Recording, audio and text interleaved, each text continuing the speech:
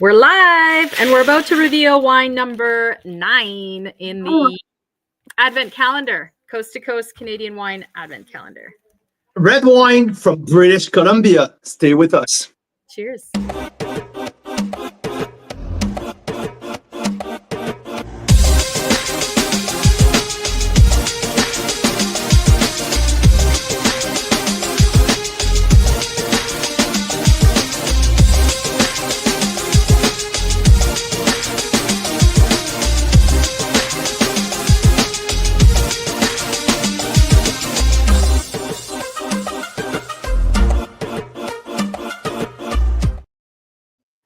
Woo-hoo! Cheers. Canadian wine lovers, Carl's Wine Club members, Mira Boucher, everyone across the country. It's night number 9 of our 12 days of Christmas, the 9th reveal of our Advent, of our Pan-Canadian Advent calendar. So another night of intrigue, another night of joy, goodness in my glass. Darn it, that is so much fun. What a great day. Listen, it's a big Ravens win today. Big Ravens win. There you go. There you go. See? That's it, right? Night number 8 yesterday. Night number 9 here. 89 score a touchdown. We beat the Steelers. Merry freaking Christmas, everybody. Yes, there you go. I think Carl would have been in a much more foul kind of mood if it was the other way. So Tracy says their son is happy. Well, there you go. There you go. Another Ravens fan. I freaking love it. Across the country to all of my Ravens, brother. Cheers. Go Ravens, Tracy. Darn right. And it's even better when it's the Steelers. Even better when you kick the Steelers' ass. Big time on prime time. It was an absolute beauty. Love it. 89 big touchdown. Big win back in the race for the division championship. Yeah. Okay. Now back to business now because we have some wine lovers here all across the country. It's night number 9. A heck of a trek across the country, Mira, we're having so far. What do you think? It really has been. It really has been. Yeah, it's really cool to do this with wine. I mean, much better than chocolate, to my opinion. I still think about the first wine. I think Daryl and I love that wine. Fair enough. Fair enough. It was a spectacular wine. I have no problem. What people will say that was the most outstanding wine of the selection. I mean, yeah, please. I'm like a kid in a candy store every time I open a bottle of Benjamin Bridge. I had so many, at least 3 outstanding experience with Benjamin Bridge this year. Going all the way back in April when we did that back vintage tasting at l'Académie with l'Académie du Vin at the Vintage Conservatory. Listen, I have that bottle behind me. 2012 Grande Réserve, Sélection Parcellaire, that was on our table. I also got the 2017 at some point. We had some during the Pan-Canadian. And I mean, yeah, and this one. So night number 1, we went to Nova Scotia, Benjamin Bridge. We hosted Jean-Benoit Deslauriers. We had the non-vintage reserve special from Benjamin Bridge. Night number 2, we went to the Beamsville bench. We opened a 2021 Malivoire Courtenay Vineyard Gamay. Night number 3, we went on the Kelowna East Slope with Tantalus, a small parcel of the oldest Riesling vines in British Columbia. Tantalus Old Vines 2021. Night number 4, we went to the Lake Erie North Shore Appellation with the 94 points 2020 Syrah Moose Chagrin Vineyard. Night number 5, we went to the Golden Miles with Hester Creek, the host of our Pan-Canadian 2.0 with the small batch GSM 2022 vintage. Night number 6, we went to Prince Edward County with the Pinot Noir with Trail Estate Vineyard. Night number 7, we celebrated with Thomas Batchelder, the legendary Thomas Batchelder, with a small batch 45 cases of a single vineyard meal from the Lincoln Lakeshore appellation. Night number 8, last night, we were in the Similkameen Valley, 40 minutes outside of the Okanagan. That dramatic landscape of the Similkameen where Cap Sauv is king, and Courcelette Estate Winery with 2021 Cap Sauv was last night, chatting with Charlie Bessler, winemaker and owner. Tonight, we're staying in British Columbia. That's pictures from yesterday. Yeah, I love that. I love that. That's Ilya Sanchuk and Lou Puglisi here on the last picture in the Similkameen. And I have Lou. What's happening here? It's Lou telling Ilya, how the fuck are they doing wines from here? I've never seen that before. That's exactly that kind of conversation happening right now. So that was pretty cool. And tonight we're going to be here in the Okanagan this time with the Bordeaux blend. We're doing Bordeaux blend tonight from the Okanagan. But the cool thing is, it's a winery on the Skaha Bench, but in their blend, there's fruit from the Okanagan and fruit from the Similkameen in the blend. So we have big Bordeaux blend. Mira, how are you doing today? Yeah? Doing really well. Doing well? Yeah, I mean, I was a little bit stunned because right before this, sadly, our hamster passed away. Yeah. So that was not good. Yeah, not good. I know. Right before Christmas. But the Ravens won. The Ravens won. So, yeah, mixed feelings around our house right now. I know wine in my glass. Wine number 9 is pretty freaking fantastic, okay? So Daryl is saying that for telling me that I have good taste, Daryl. I appreciate that. Santa is a Chiefs fan. I don't know. I know that Mira doesn't mind the Chiefs because of Taylor Swift's story. I don't know. I have to tell her when we play the Chiefs that we can't say woo for the Chiefs. So yeah. Well, I figure if Taylor Swift can learn football, I can probably find out how it works too at some point. But in the meantime, I'll wear whatever clothes are donated to me. So that's my take on sports. But listen, it should be a little bit more passionate about that take, Mira. I'll take it. I know you're a little bit emotional right now, but that's fine. Okay. I want to know if anyone has not wine number 9 open tonight. If you are, well, please give me a thumbs up. Daryl and Sandy are all together, and they just have spaghetti and meatballs. But it sounds like they have not yet had wine number 9. So let's open it. Let's open it, shall we? Okay, well, let's start with the reveal. Mira, you're the Vanna White here. Right? Here we go.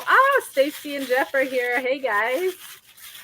See, now I wrapped it properly in the right color for tonight. See? Learning here. There we go. Big hint here. There we go. So, nothing sacred from Blasted Church. Bordeaux blend here.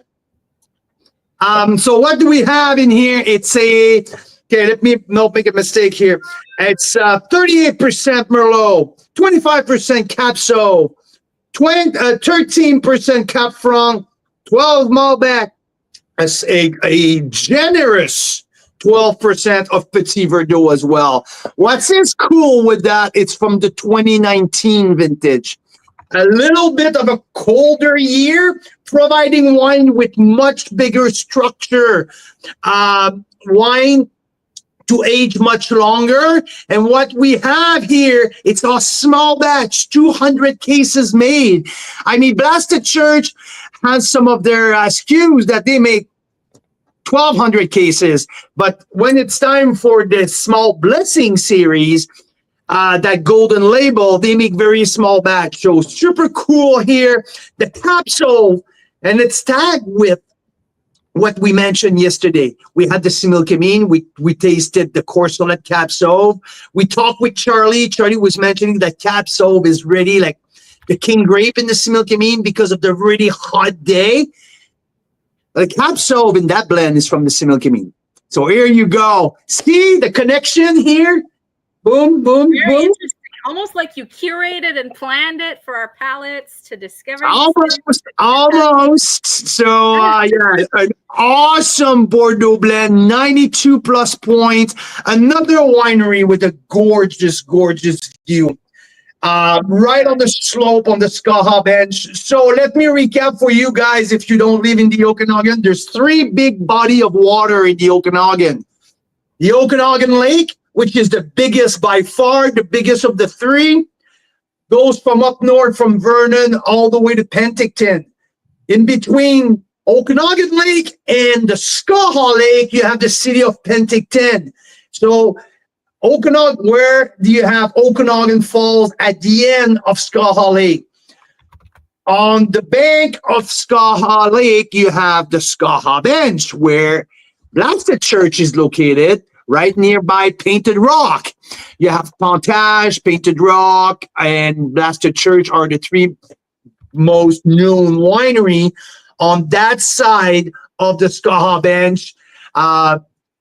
Southwest facing, so it gives beautiful sun exposure to the board for the Bordeaux grapes at Blasted Church. So here we are. I give it a 92 plus points when we tasted that wine in our feature, because we featured Blasted Church early on. So, and to finish the third body of water here, sorry, I skipped ahead, but the third body of water, it's the Lake Osoyoos all the way down south where Oliver and Osoyoos is, the warmest lake in Canada. So, yeah, Blasted Church is located right on the bank of the middle lake, the one in between the Okanagan Lake and Osoyoos Lake. That's Skaha. Across the lake from Black Market Wine Company in Caledon. They're like kind of see each other, like they're facing each other across the lake. So just for you to get a sense of where is everything here. So yeah, here we are. We are tonight. Our interview was pre-recorded a day and a half ago. So we have Evan Saunders, the winemaker at Blasted Church, on cue here to for our interview. It's like something like around 20 minutes interview. Really cool guy. We already chatted with him back in March, I believe. So yeah, really cool. So if anyone has that wine open tonight, please drop me a note. Let me know if you like it. What do you think? Yeah, 92 plus point. Do you agree with my score? Would you score it differently in terms of oak profile? Because we had a kind of a good conversation with other members last night in terms of oak. This here, it's 24 months in oak barrel. I believe a good mix of French and American. There's much more American oak in here. It's 24 months. There is a 35% new oak as well, I believe. I would need to go back to my notes, but this is roughly 65% French, 35% American for 30% new barrel. 2019 vintage. 2019 vintage was a colder vintage, so can absorb the oak much easily. And this wine can age for absolutely fucking forever. This is it's just coming in. This wine is just coming around. And not surprising, Blasted Church just released it. This is their current release. This is 19 is their current release. So yeah. There you go. So Stacy and Jeff are enjoying, or Jeff says he likes that. Jim says tannic, but drinking. Cellar another 24 months. And I think in your tasting notes, let me see here what you Absolutely. have. That's what I'm just mentioning, right? It's 2019. So that's just coming together. This wine, 24 months, that can be 5 more years, 7 more years. This wine is a long-term thing, but I wanted to put that in there just to showcase the aging potential of that. Like, can you imagine that in 7 years? That would be an absolute beauty. 7 years put us in 2032. This wine will be 13 years old. And just like, yeah, I mean, this is an aging potential like no other. So, yeah, super cool. I like that. I like that style of Bordeaux blend. Good dose of Petit Verdot. I like that 12% PV. It brings the dark color. Look at that. It's dark. It's floral, but it's also like almost like bloody irony that brings such a nice layers on the finish. Spicy as well. A little bit more rustic, I would say. So yeah, super cool wine. I hope everyone enjoyed because I truly enjoyed it, and I'm still are. Did you say Bordeaux blend? Oh, Mike's ears perked up, I think. There you go. All right. Well, let's meet Evan Saunders from Blasted Church, winemaker there. I really enjoyed the last time we met him on here. So looking forward to the interview. Cheers, guys. He's a fellow youth coach. He coaches hockey as well. He has a young boy, like I think 7-year-old, and he's like he's just starting first year coaching, and he's like, we had that offline conversation together. And like, again, he's a really cool guy. Really like him. He's been at Blasted Church for a while now. So yeah, let's listen to him. He has some cool stuff to say. Here we go. There you go, Canadian wine lovers. I'm here with Evan Saunders, winemaker at Blasted Church. This is another stop of our Advent calendar. Now we're talking big Bordeaux blend. I was dying to have one of the traditional Bordeaux blend in our Advent calendar. So we're going to the Scaha Bench in the Okanagan Valley, British Columbia. Evan, how's it going, my man? I'm doing well. It's harvest is pretty much behind us now, so we're kind of into the season, buttoning everything up before the Christmas break, which is barreling down on us here at a pretty alarming pace. And it's crazy. I think it's really crazy. And I mean, it was a special year here in BC, so obviously you haven't had a regular harvest.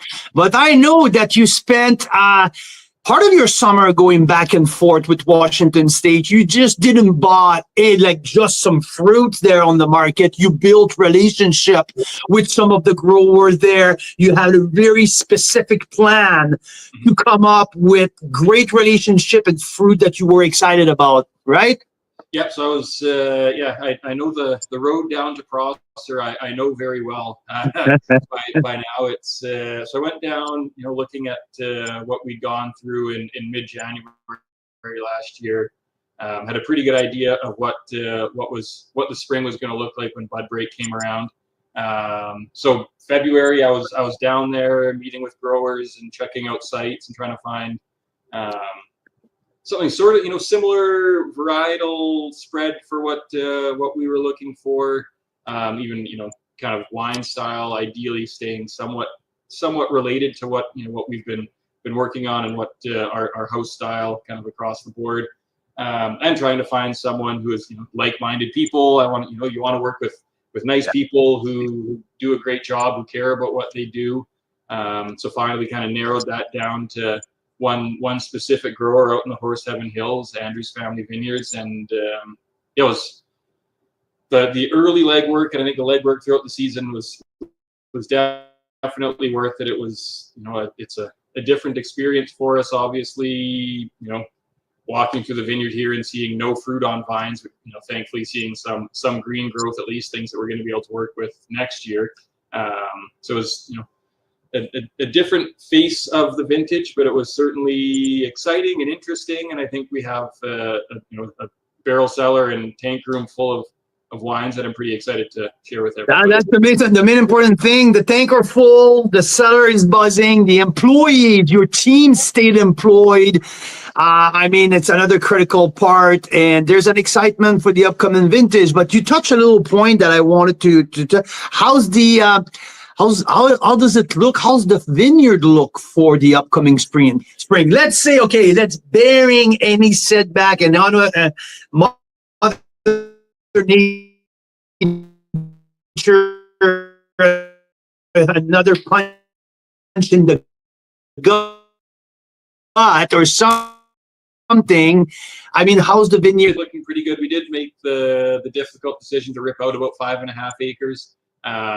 Just, you kind of start weighing the pros and cons of how long you're going to essentially be chasing that block, trying to get it back into, proper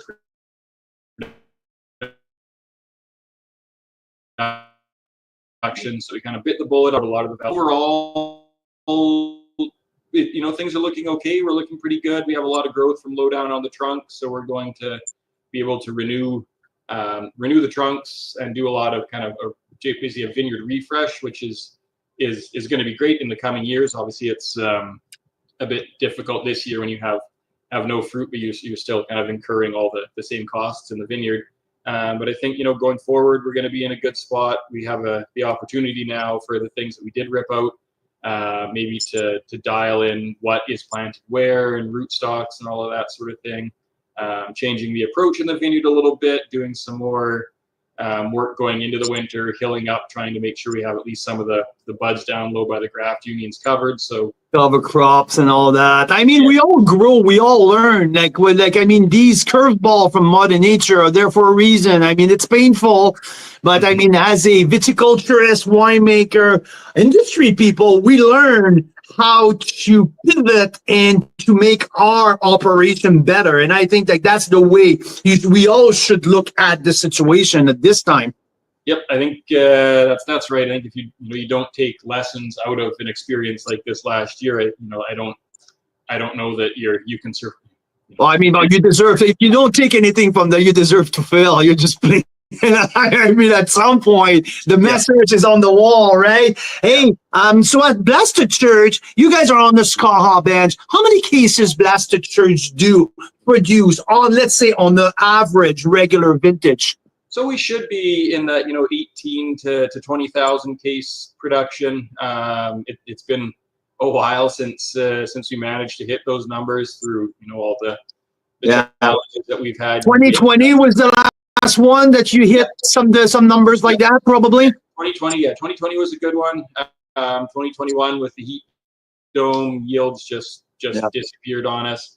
22 was another almost normal year for us, but still on the lower side.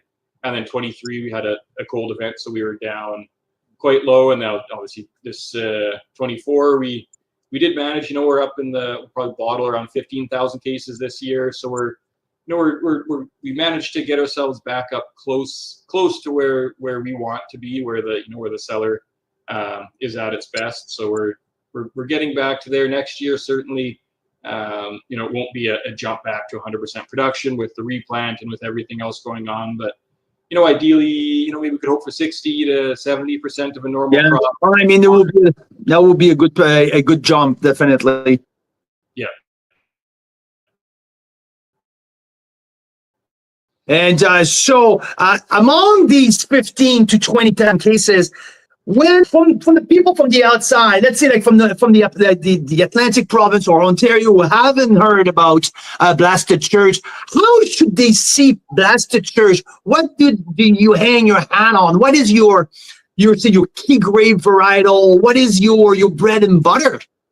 I think so. I always go back to my wheelhouse is my comfort zone is reds. Our reds. Merlot is one that I always, once we're into the red season, once we start getting into Merlot, that's when I start 4 years soys for rose. So that's all I work with. Obviously, a big Merlot dominant red blend. So I think and that's kind of draws a parallel now to the Nothing Sacred. So obviously there is some similarities in finish there. Across the board, though, I hope we're making varietally true wines. You know what is in the glass. We don't try to step all over everything with what we're trying to do. We're trying to interpret the sites, interpret the vintage. So ideally you get something that is true to where the fruit comes from, the season that it was grown in, and ideally you get that vintage variation, because that is kind of, for me, one of the most exciting things about being in one of those. We're a fringe climate. We're not a consistent year over year type of climate. We get these extremes, we get these different weather events, and I think But the beauty of that is we get different result every year. I mean, it's not the same wine that we get every year. This is such an exciting part of where we're at. That's the most exciting wines do. They come from the fringe. They come from those edges. They don't, they're, and it's, maybe it's our job in the cellar to kind of interpret that and sort of steer them through and try to express the best out of that vintage. And that is absolutely, that's the most exciting part, is that difference between vintages and that difference in approach. And certainly you take lessons from the previous years, but I specifically don't take a lot of notes, and I don't refer back to the previous year to try that next year. It is going to be different, and if you're trying to do the same thing that you did last year, you might miss out on doing something kind of special, something exciting. So it is certainly learn your lessons and take those ones forward, but also you can't just rely on what you did last year to be successful. Hey, let's skip ahead to something, because now it's a great segue here. So let's talk about the wine. Let's talk about Nothing Sacred 2019. We're just talking about difference of vintage. 2020 was a bold vintage, was a warm vintage. 2019, to my opinion, there's something unique and special with 19. It was a colder vintage, but I've found now, at this point of the curve, 5 years in, the 19s are coming alive. And you see that bright structure of this vintage coming, like absolutely jumping out of the page. Like for me, I get so excited with 2019. It's one of my most exciting vintage that I had to work with in the Okanagan. So we have Merlot, Cap Sauv, Cap Franc, Petit Verdot, Malbec. I think you use the 5 Bordeaux varietals here. Merlot dominant. And is it something that you do every year on the Merlot dominant, or Mother Nature, the vineyard, tells you exactly what goes in the blend? So with these wines, the revered wines, so Nothing Sacred being one of the kind of the higher tier of wines that we do. We don't make them every vintage. Anyways, we only we'll choose to make those wines in years where we're given the building blocks to do it. 2019 was, as you said, it was at the time it was a tricky vintage. We'd gone through a run. For 2018 had a similar thing, but it wasn't quite the same. But leading up to that, we had 2012 through 2017. Certainly there's challenges in there, but we're pretty classic growing seasons where all of a sudden you get into 2019 and we had a kind of a freeze thaw event early on. So we had some bud damage out there, which was kind of the first sign that we were, it was going to be one of those trickier years. And then we're getting into August and September. We're usually here. We don't get rain in August and September in the Okanagan. It's classically warm, dry, beautiful weather. Not in 2019. All of a sudden, the temperature plummeted, the precipitation came, and you start. Initially, you don't think it's going to stick, right? It's going to clear up. It's going to get sunny, warm, because that's what it always does.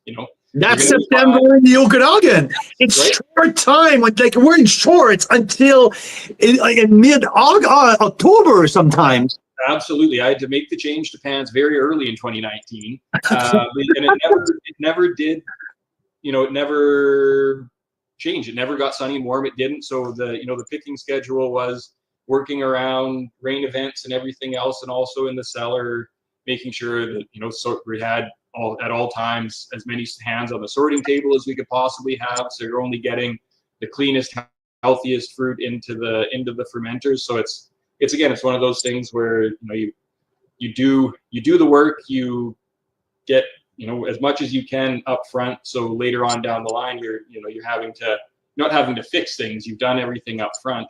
The 2019 is going to barrel, though. I did not expect that we would be making nothing sacred. They were, it was a lot of his elbows and knees, and everything was very angular, and they were really, really severe, kind of almost austere wines. We had an early frost in 2019 as well, which kind of exacerbated everything else. So it was like October 10th, I think. Yeah, that was the October bullshit then. Yeah, absolutely. Yeah. I remember that. Merlot was ready. Like Merlot, Malbec, usually by then it's around Thanksgiving that those are ready. But then you start looking at the Cab Sauv, Petit Verdot, Cab Franc, where you're, ideally you're hanging that towards October, end of October. So Halloween, first week in November come together the way that it did. But, the wines got down to barrel. For this wine in particular, it's about 50% new French oak.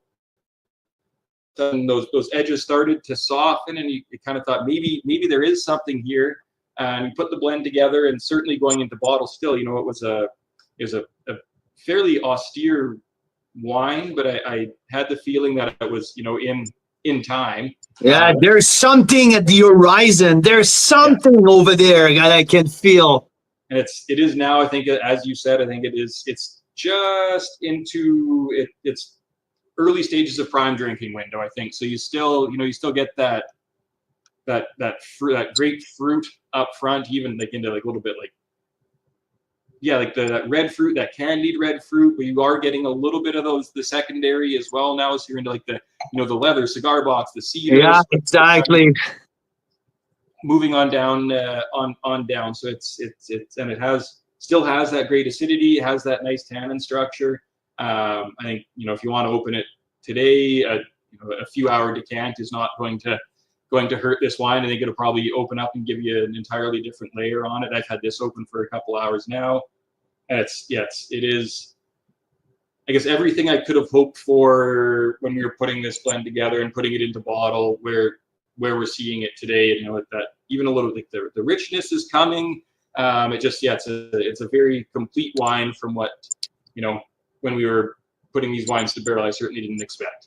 And I mean, like, it starts showing very well right now. But to me, what I'm seeing in that wine, it's 5 years. In 5 years, that's where this wine will be at its absolute peak, because like the aging potential on that wine is absolutely tremendous. But to my assessment, 5 years down the road, that's where you're gonna hit the absolutely wow, are you fucking killing me stage, like that. I think that's where we're gonna hit. Yeah, that acid. That is the nice thing about those.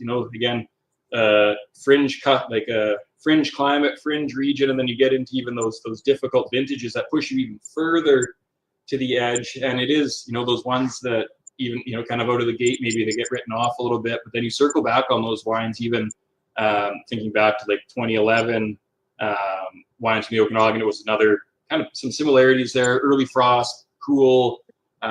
Fall period, and then you come back to them now, and all of a sudden it's they're fantastic. They're these beautiful wines that just they needed that time to evolve and kind of go about to become just more expressive, like coming out of their shells and like just like expressing the whole terroir.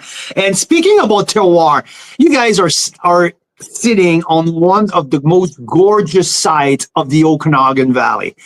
When people are coming from we live in the Okanagan, we drive up and down the valley every week, and we kind of it's a crime, to my opinion. We get used to it, how beautiful it is. And so I have to remind myself, but Carl, you live here, you need to appreciate that. But your site where you guys are located, it's one of the most beautiful sites of the Okanagan Valley. It now has his own sub-appellation, his own VQA appellation, the Skaha Bench. Can you tell us, for our people across the country, what makes that Skaha Bench sub-appellation unique?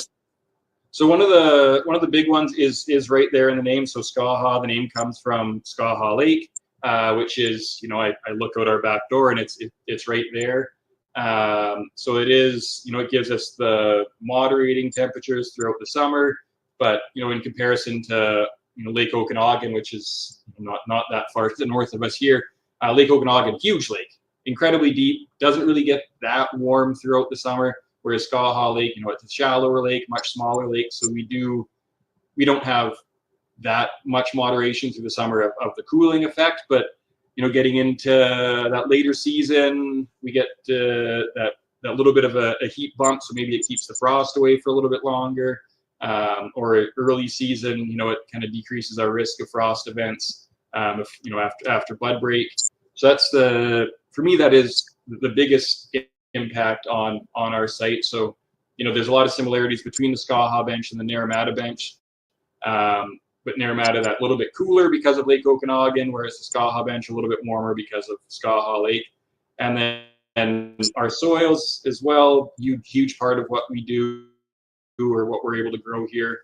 They're very sandy, so we're a sandy loam generally, and we actually have some pockets of almost pure sand, gravel, kind of that alluvial thing. Whereas the difference in Naramata, they're more loamy sand to get. It's fun, those little technicalities that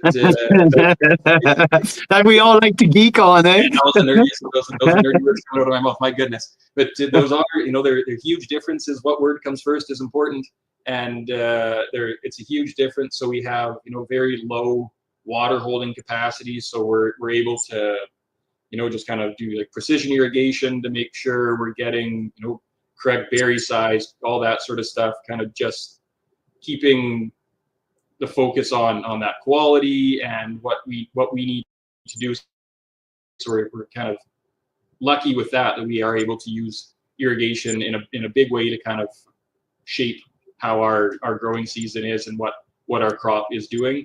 And then also elevation is a big one. We're just a few hundred feet above sea level, kind of perched up a little ways up above the lake on top of a bluff. So while the lake does moderate, we're not immediately on the lake. So we do, we get a little bit warmer through the summer months, being that little way separated from it. And it does even into, talking of that cold event last year, the lake wasn't frozen, so it stopped us from being essentially our vineyard being killed to the ground. Yeah. No, I mean, this is a very unique spot. Some of your neighbors that you have are famously Painted Rock, not far on the north of you. South, that's where you really start to hit the Okanagan Falls region with wineries like Meyer and Synchromesh and Stag's Hollow and Blue Mountain. And so you guys are right in between all of that. So I call it the Mecca of the Okanagan, the Grand Cru section of the Okanagan, with all the respect of the other region. But I'm a big fan of the typicity of the soil of these Okanagan Falls and Skaha Lake sub-appellation. So here we are on this beautiful night of our Advent calendar featuring our Bordeaux blend, one of the 12 wines that we feature across the country. This is Nothing Sacred from one of my favorite 2019 vintage Cabernet Merlot Cabernet Sauvignon dominant, a beautiful and very authentic Okanagan Bordeaux blend. Evan, thanks, man, for joining me. Thanks for sharing that with us on this beautiful night of December. And happy holidays to you, your team, and your family. Merry Christmas, my man. Thanks for everything. And I'm sure we're going to come across some more Blasted Church wines in the very near future here at Carl's Wine Club.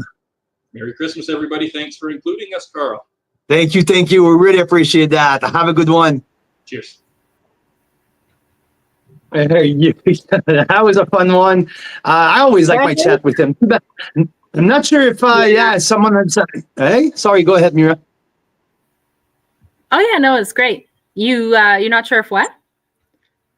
Oh, because up here, the sound was cutting off, but just a little bit. I don't know how it was for people who listening, I hope you didn't miss too much. We're talking about blending. We talk about the 2019 vintage at large, the appellation of the Skaha Bench. So it's pretty cool. Really cool interview with Evan Saunders, winemaker at Blasted Church Vineyard on the Skaha Bench.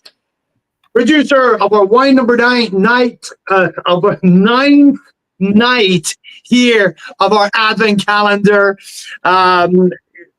Mira, it was yeah. I mean, lots of good chat in the comment box here. I'm just reading like the comments and what people are saying. So let's get back to the Daryl's comment. I mean, I know Daryl likes his wine softer than we do, but I think I respond during the interview. My answer was pretty clear. 5 years. That's where I give that wine its optimal window of drinkability in 5 years. So the 12% Cap Franc, 12 or 13% Cap Franc, does it shows now? Yes. Does it get Parisine out a bit? A bit, and I think to my liking, it's a good thing. That's that layer of Cap Franc who shows its strength in the blend. And like Evans was mentioning, and like we talked during the interview, 2019 vintage takes longer to develop. And I'm glad that we were all on the same page. And I see Jeff Lobano as well commenting and said, yes, the wine is young. Absolutely. And I knew it from right from the get-go. And that's why I wanted to showcase the aging potential of 2019 vintage. And yeah, 5 years. 5 years, that's what I said. Two things with that wine. One is Carl is a huge fan of the 2019 reds across the Okanagan. And we found quite a few that are just really stand out. 2019 just seems to be such a great year for the reds, and especially the red blends. So we'll see on December 28th when we open a whole bunch of red blends if we have the 2019s to see. Yeah, we do. We do. I have the Painted Rock 19. We have, I think, probably maybe 5 or 6, Syndicate 19, Painted Rock 19. I have to review all of the Okanagan wine that we got from for the Red Blend Marathon. But it'd be interesting how 19 shows compared to the other vintages for sure. Yeah, and I think that Carl likes the wines feisty, youthful, little too young sometimes. So that's something else too. That's just a personal preference thing. Well, it's also what I do, right? People send me wines for me to rate and review, and 80% of the time it's new releases or pre-releases. So, right. So there you go. Wine is very young. By the way, to make Tracy happy, number 1 wine in my order. Is now there you 6. go. Oh, I think it was 3 before. Nice work, Tracy. I'm a tally of everyone's stuff right here, so I'm gonna cross that out right now for you, Daryl, because that's one that I think there's only 1 or 2 bottles left. We got to do a tally right after this and send a note to people, but we could get another case if need be. I think possibly. So. I think that everyone is unanimous. Everyone sees the potential of that wine down the road. And that was the core of my conversation with Evan. He saw that in the barrel. That's pretty cool, right? Yeah. He didn't think that it's going to get there, and now starting to taste these barrels one at a time over months and seeing like, wow, okay, this is coming together, and seeing the evolution in the barrel. It's a microcosm of what we're seeing in the bottle. And I love what Jeff said in his comment. I'm going to buy a case and open 1 bottle for the next 12 years. Guess what? I dare you, Jeff. I dare you. I mean, it would be interesting. There's a lot of wines we think about doing that for. We're like, wouldn't that be interesting? Because you can tell that there's something interesting in the future, right? So, and we have the 17 vintage for the Red Blend Marathon. Evan gave me a bottle of the 2017. For the Red Blend Marathon. So it's going to be interesting. A little preview into that. Have you not already tasted the 17? I feel like you have. No, I haven't. 17. Oh, the reason why it's in the archive right Because now. I entered it last night where you were sleeping because I'm getting ready for the Red Blend Marathon. I'm doing my overtime work, baby. I had a football game to watch today, so I worked late last night, so I stay on track, There on you schedule, right? go. There you go. That's Yeah. why it's on. No, I haven't tasted it yet. But yeah, And the 17, just so you know, Daryl, has even more Cab Franc in it, 14%. So yeah, we'll just see how he comes out on the 28th, but I'm pretty curious. So yeah, no, I found it fascinating that Evan started to see the potential after a year in barrel, and now I started to change his vision on the 19 vintage and saying, okay, now we need to do the Revere series because now we're seeing the potential after a year in barrel. Really, really, really cool. yeah, very cool. So what's going on here on the text box? Like some people are mentioning my name, so I need to. He's saying you were staying up late. You're doing time and overtime. You're gonna get paid a lot more. Oh yeah, sure, absolutely, absolutely. Guess what? I gotta win. I gotta win today, so it's perfect. It's worth it. Boss. I had to stay up all night, like tasting more wines and entering them into my tasting notes archive. I get more. I mean, bonus points for Carl. Good job.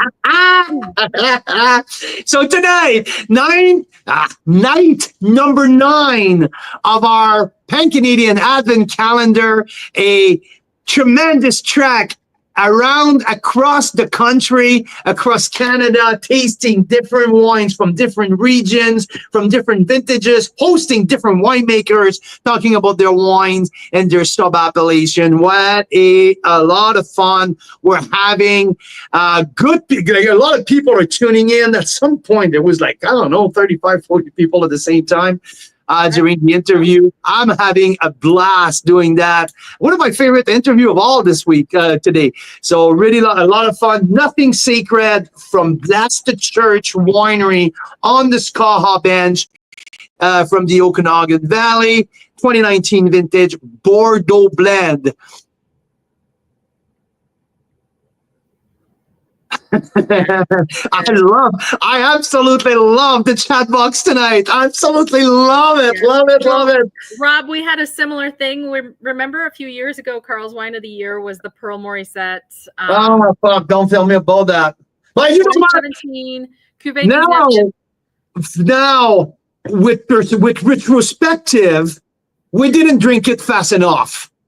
Yeah, so we were like, we bought a case. We're like, oh, we're gonna open one every year to see how it progresses. And after the second year, it just fell off a cliff.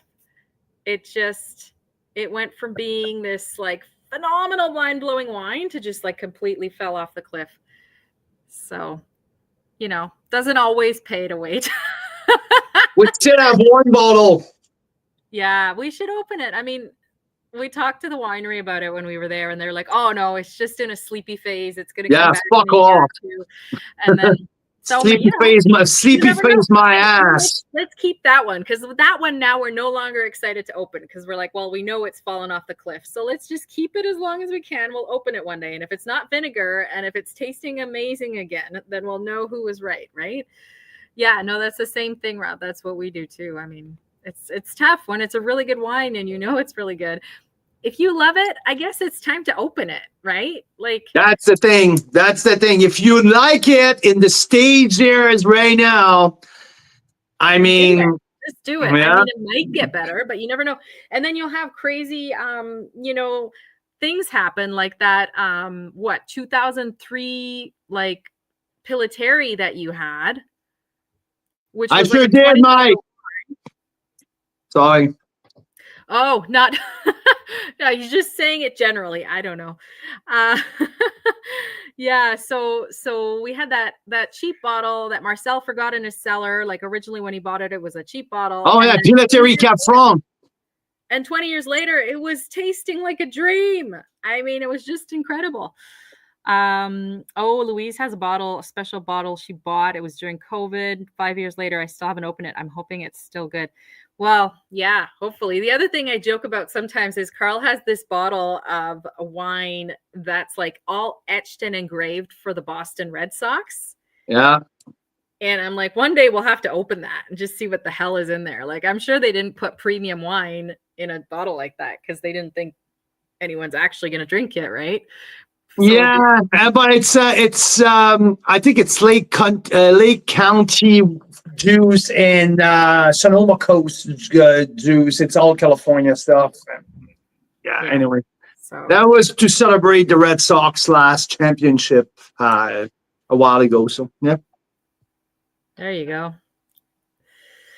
All right. Well, Louise, if you want to send me the name of the bottle that you have, the special bottle, send me a picture of the front label and the back label, and I will send back some more information about it. Just send me an email with a picture of both sides of the bottle, and I'll send you more information. or a messenger if you're on. Oh, she's on YouTube. You can send us a DM anywhere. But yeah, if you do that, Carl will do his researchist duty.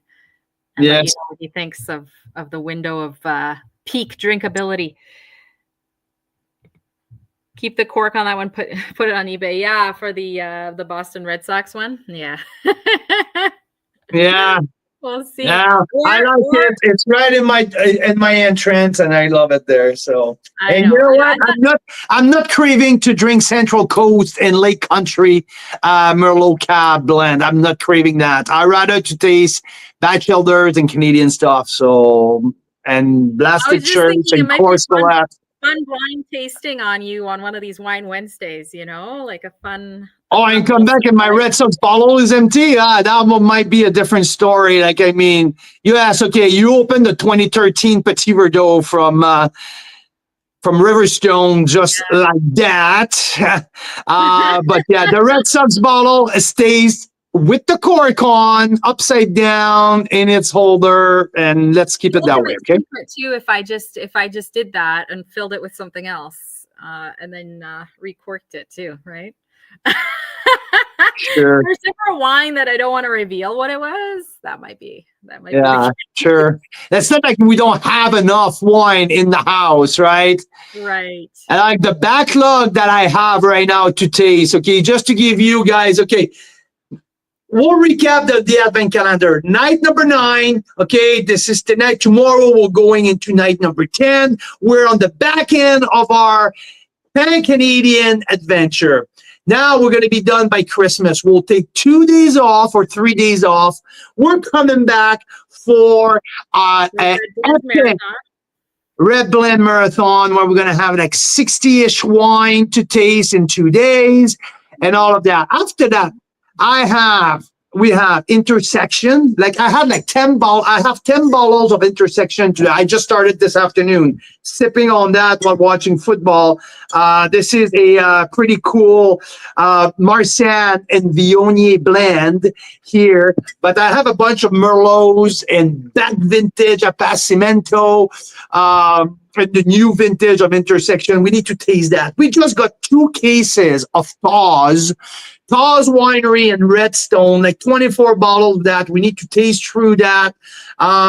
We need to taste through all of the Mouchadre Vineyard wine that we got. So there's so much that we have to dig in the next 2 to 3 weeks. It's not even funny.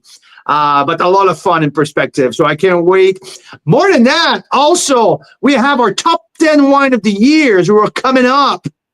Also in 2 weeks, less than 2 weeks now. So yeah, 10 days, baby, 10 days. Yeah, yeah, it's gonna be good. It's gonna be good.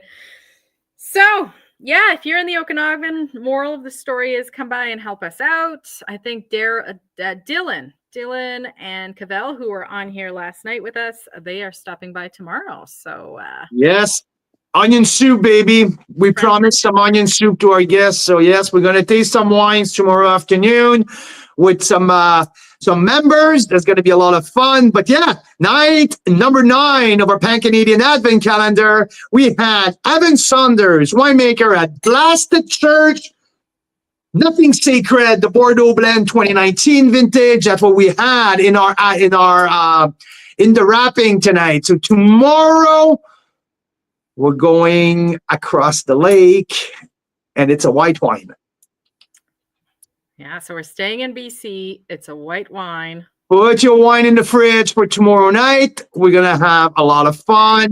Live interview tomorrow with a good friend of ours. So there we go. And let's do a there quick you go. draw.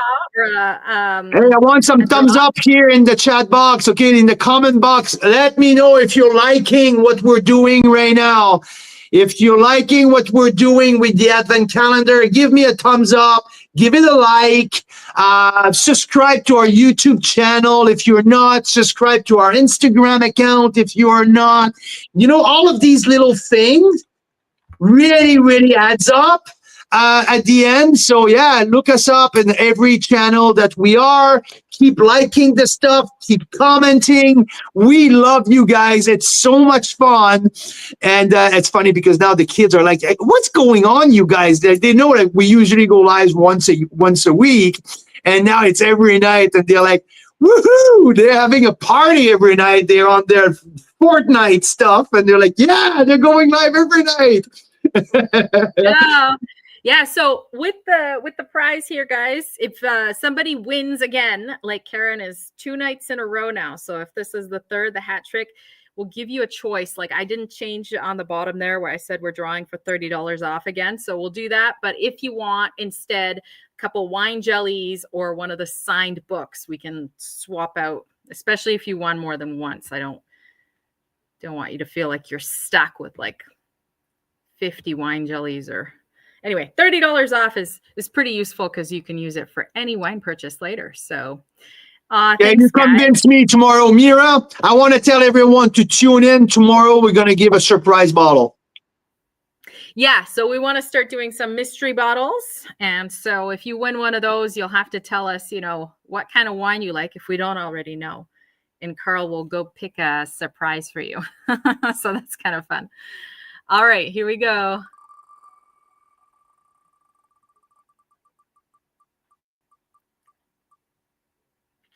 Oh, Mandy. There you go. I assume she's there with Daryl, Jim, and Tracy. So congratulations, you guys. So you get $30 off your next wine purchase. Or I'll email you, Sandy, if you prefer the Chardonnay jellies. I can send you 2 nice jars, or I can send you a signed copy of the book where the Sipster's Guide shares our story. So that's kind of fun. But congratulations, Sandy. Way to go. Oh, Bill, I didn't see your name before I did the draw. Sorry. We're going to add you to the next one. Bill, going to be in Osoyoos, February, March. We'll have to come and chat and drink some wine. Yes, please. Absolutely. We're in Summerland. So what, like less than an hour from Osoyoos. So absolutely would love to see you, Bill. A lot of great stuff here to taste and to share. So absolutely. Night number 9 of our Pan-Canadian Advent calendar. It was a stop with the Bordeaux blend on the Skaha bench of the Okanagan Valley. Blasted Church, Nothing Sacred 2019. So next stop tomorrow. We will see you same time. And we're going to have a special guest live with us. White wine from the Okanagan. Canadian wine lovers. Carl's Wine Club members. See ya tomorrow.